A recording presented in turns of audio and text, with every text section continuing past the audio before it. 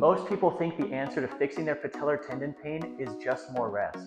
But here's the truth. It just continues that cycle of calming the pain, only to get injured again when you're active. To get back to full speed, you don't need less movement, you need the right movement. Today's routine is a workout designed to take you from fragile to functional by decreasing the pain in that patellar tendon and stimulating a remodeling effect that will allow you to have full range of motion and regain your strength again.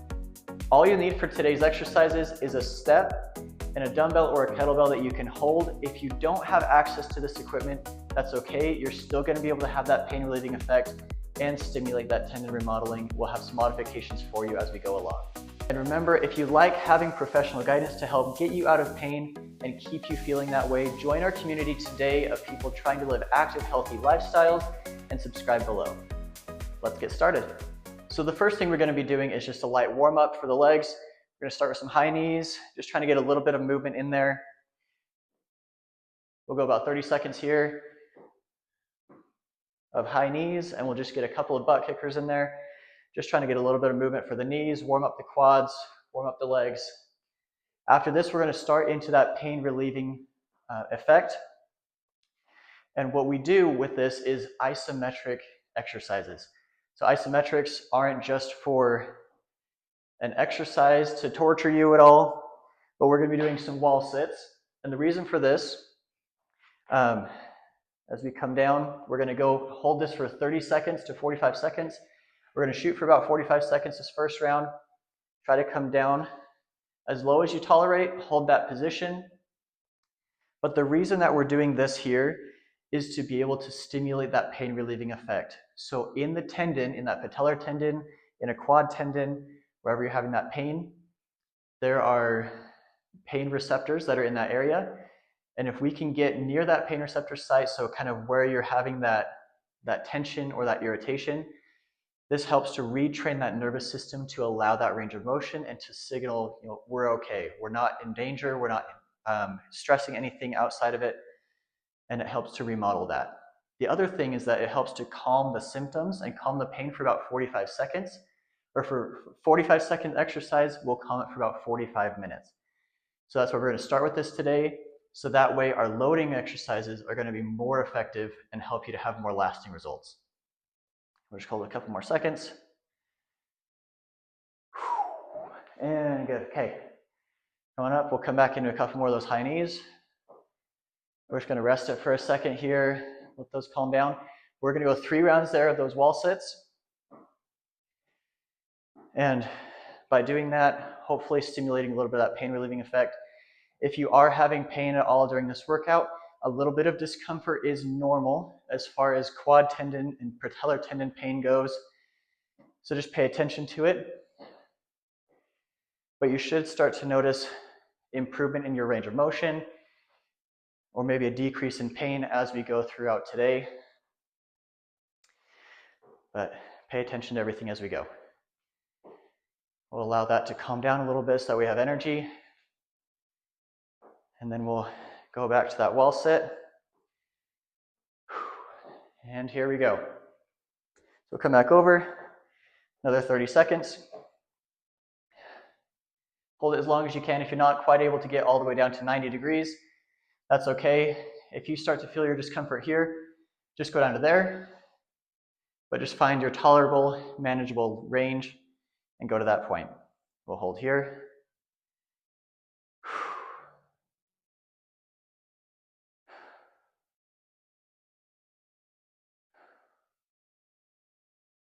Good, keep pushing, keep holding. A little bit of shake is good.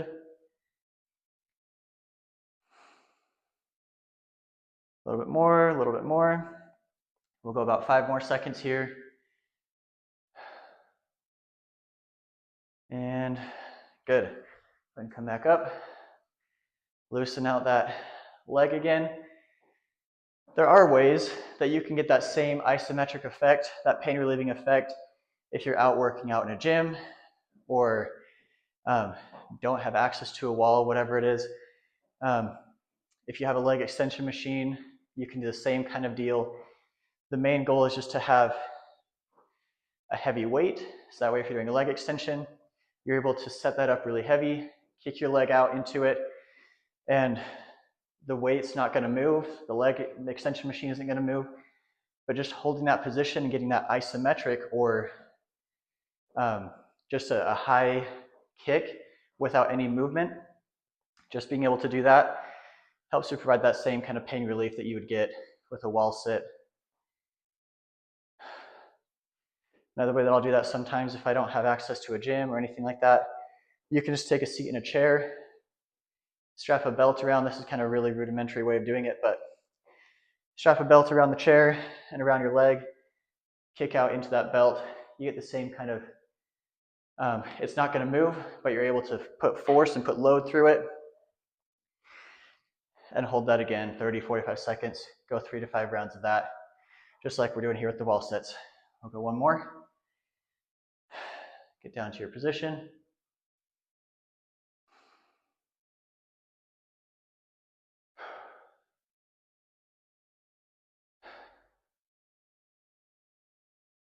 Good, nice hold, keep it going.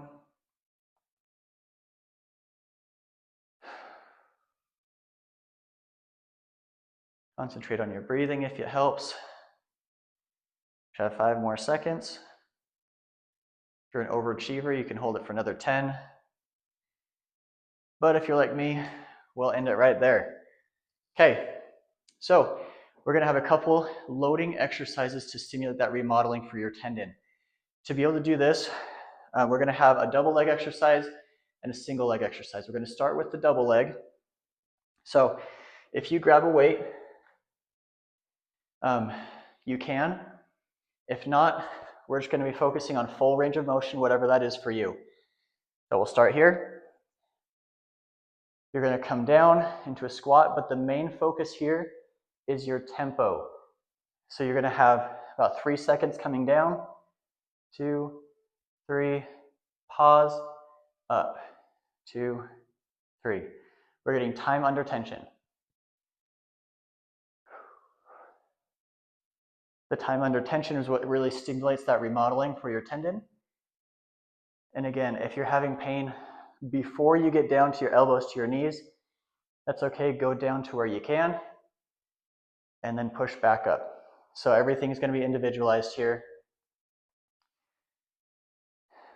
The other thing to pay attention to is your pain levels. So if, let's say you're at, it's a difficult scale, but let's say you're at 4 out of 10 pain and you're coming down, but you only get to here before you come back up. That's okay. Go down to that point, and over time, maybe you're able to get to here, but it's still that 4 out of 10 pain. That's still an improvement. So the pain's still there, pain is still present, but your range of motion is improving. And as you repeat this over time, it's just going to get better and better, and that pain is going to start to decrease. So just look for little wins as you go throughout today, whether it's a reduction in pain or an improvement in your range of motion.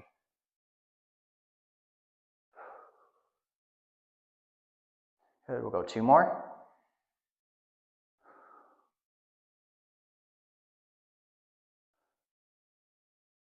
And 1 more. And again, if you don't have access to weight, or if you don't tolerate an added weight, you don't need it. Go ahead and do what you can. Okay, the next one here, we're going to be using a step. And for this, the main goal is to have a knee bend as you come down. You're coming through, tapping your heel to the floor, and coming back up. So it's not a shift of weight, clumping your foot down or coming back up. I want you to pretend that there's a potato chip on the floor. You're going to come down, tap it, but don't crunch it. Come back up. So we're going to do this on both legs. We'll go 10 here, 10 here. The emphasis on bending that knee as much as you can forward. Tap, come back up. You can have something to hold on to if it helps. That way you don't have to focus on your balance so much, and you can focus on loading that knee and that patellar tendon. 3, 4. If you don't have a step, you can do the same thing just from the ground. I'll show you that in just a second. With my other leg. 7, 8, 9, 10. Good. So if you have a step, continue on there. If you don't have a step, you're coming out here, you're reaching that leg forward, tap, come back up. Same thing, you can hold on to something if you need to, but trying to control out, tap as far forward as you can, and coming back up. Again, we're trying to get that knee to translate forward.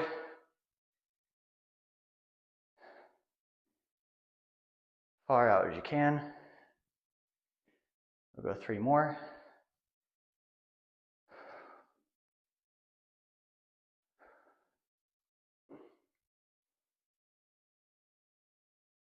Good. Another way, I'll just show you this really briefly, but if you do have something that you can hold on to, one thing that I do like to do, if you don't have a step, is hold on to something just to give you that extra balance and come back up with 2 legs. It allows you to have a little more range of motion. That's another good way to load it. So find what works for you, stick with that, but we'll come back to the loaded squat. We're gonna go 3 rounds here, going back and forth between these 2. Here we are, and we're going. 3, 1, tap. 2, 3.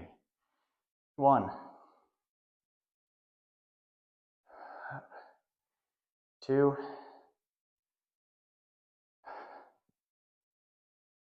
3.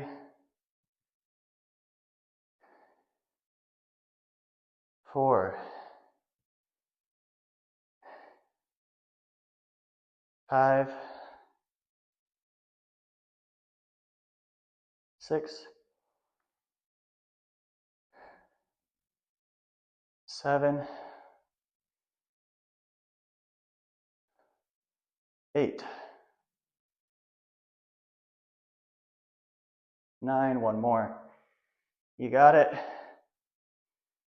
Good. Okay, come back to your step. So we'll go right leg first. Come on down. Light tap, coming back up. We'll rest after this for a couple seconds. Give your quads, your patellar tendon, give that a break.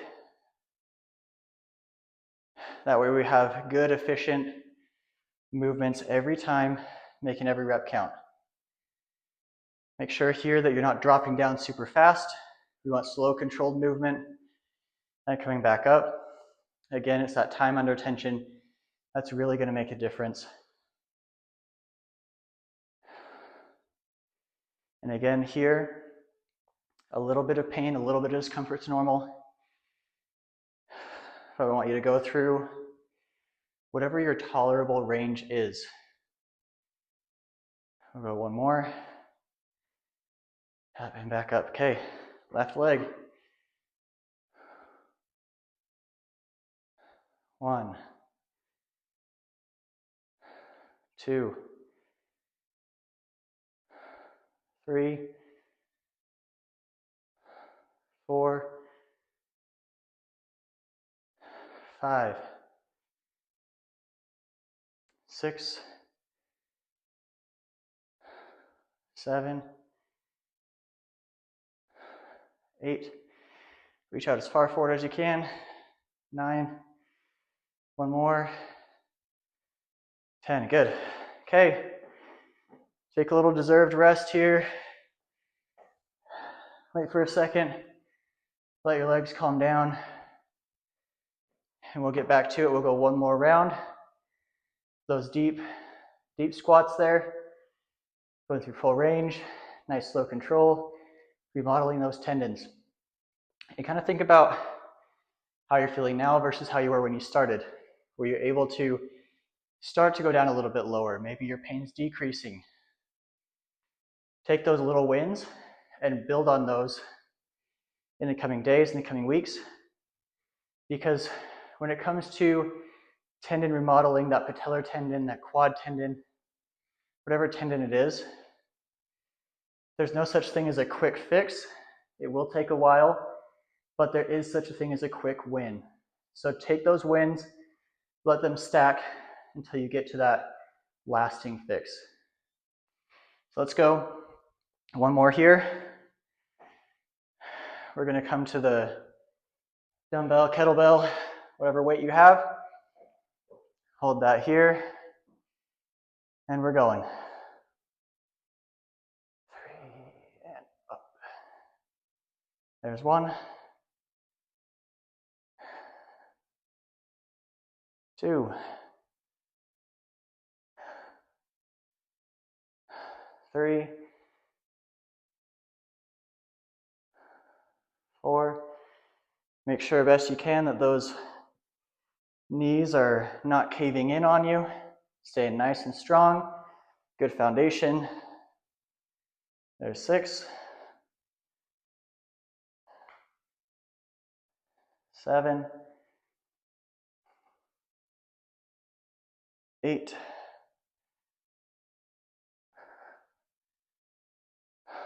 9. One more good one. 10. Okay. Got one more round here on the step. And coming down, right leg. Tap. We got 1, 2, 3, 4, 5, 6, 7, 8, 9, 10. Good. Last round here. Left side. So I'm lucky I have a mirror out in front of me so I can watch where my knee's going. But if you don't have that, make sure that the knee is tracking along with your toes, kind of between the big toe and that second toe. As you come down, no dipping in, don't let it swing, stay nice and steady. Tapping and coming back up, and try not to just drop and reach. Let the movement come from your knee. Good. 3 more. Good. 2 more. Good. And 1 more. Awesome. Great work today, everyone. So this routine again is something that repeatable that you can do over the next little bit. So revisit it every few days, every other day or so for the next little bit. Try to build up that capacity, that load tolerance to take you to the next step. Again, like and subscribe if you found this helpful. Join the community of people trying to live active and healthy lifestyles. I hope to see you in the next one.